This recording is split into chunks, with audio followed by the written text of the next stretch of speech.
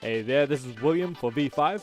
We're at the Generation 0 and 350 Mayoral debate for climate change Christchurch, put on between Lianne, Dalziel and John Minto, who will be discussing questions from Generation 0 and from the audience for the next couple of hours. Just before the debate starts, we're here with a couple of attendees and we're going to ask them a few questions and then we'll see what they have to say.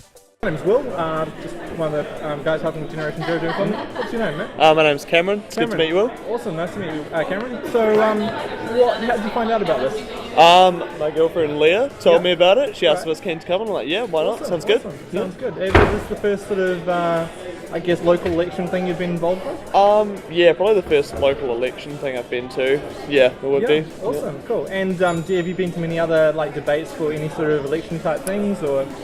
Not really. I've been to a few different talks at UC, but nothing regarding elections. So you're just sort of really getting into it, finding out who people are and what they're standing for. Pretty much, yep.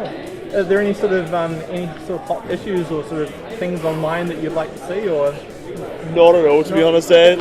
Just keen to see. I'm interested to see what the issues are that's going to be debated. Are you from Christchurch? I am from Christchurch. Cool. How long have you been here for? All my life, apart from a brief stint in Brisbane, Australia. It pretty well, then. Yeah, for sure. Sweet. So, what do you think about how things are going? Do you like the current course that we've been on, or do you think that you'd like to see a bit more change, or do you think things are currently being handled okay?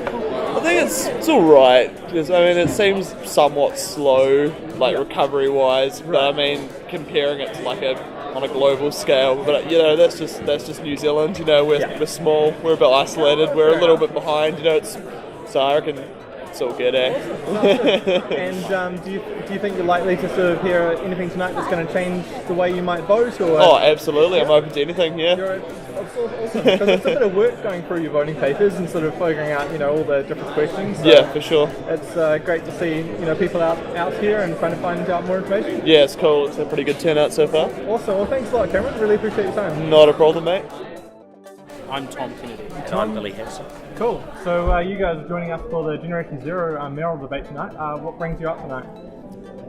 We're interested in seeing two competing visions for the future of Christchurch. Cool. To get to know the candidates. Sweet. Is this the first mayoral debate you've attended for this election? It is, yeah. Sweet. What about previous debates? Did you go out for the last elections? No? Okay, so you're sort of just getting involved in local politics and finding out what's going on? Yeah, absolutely. Awesome. Do you know anything much about the candidates here today? Obviously, it's been around the news a wee while, so obviously Lianne Dalziel, she's defending her current mandate. Obviously, John Minto's got a lot of attention with his free bus and public transport. It's definitely been around. Sounds good. So, is there anything in particular that's a hot topic for you, or any sort of really pressing issue that you'd like to see some sort of forethought on, or that's a real clincher for you in terms of your vote? Well, I suppose, just coming from my perspective as a young person, I'd like to be seeing just some good contest on, on a very difficult task ahead from the two candidates, just to really get a grasp on, their priorities and, what they're going to bring. I'm looking for stable leadership. Right. So not so much. So we have the last before Lianne Dalziel, we had a bit of chopping and changing going on. We need stability in a time of change. Okay, cool. So you're thinking you'd prefer to sort of stick with what we've currently got if we've got a working team? I'm interested in hearing both sides of the argument, but I'd be interested in a stable candidate. Okay, sounds good. Awesome. Well, thanks a lot, guys. I really appreciate it. Cool. Thanks very much. Thank you. So, what's your name, sir? My name is Jennifer. Jennifer, lovely to speak to you, Jennifer. So, just wondering what your biggest takeaway from the debate tonight? There was pretty much all sorts of political debates. We had questions and people avoiding questions.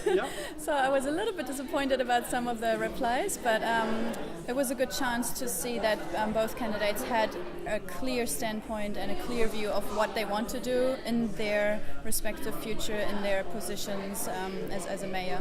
And I think I enjoyed that it was organized by a youth-based organization, because that's actually the people who have to live with the decisions that those two candidates are going to make in the near future.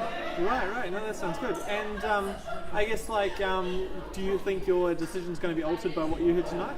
Were there any new thoughts you sort of have for them based on what you saw?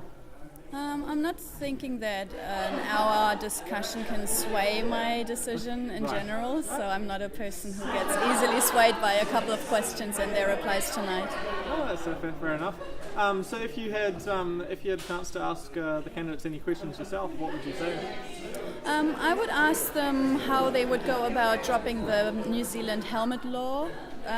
Because simply that it has been shown that within the 10 years that it has been put in place, 50% of people dropped out and they didn't use their bikes anymore, and the incidents and the fatal accidents increased by 20% because people feel safer when they wear a helmet, and so more danger or more horrific crashes occur. So I think this is a really considerable point, especially John mentioned Holland as an example country in terms of dikes and seawater levels, but he could use Holland exactly as an example for how a country uses bikes as a great way of public transport. And if you go to Holland, as I have been by myself, you see that it's really well embraced by the public, by parents, children, everyone. Right, so you think we could definitely stand to learn a bit more from other cities? We should definitely learn from other cities. We have to. Awesome. We're much smaller than most cities. Awesome. Right. Well, thank you very much, Jennifer. I'll let you finish up now, but that's great. Yeah, thank you.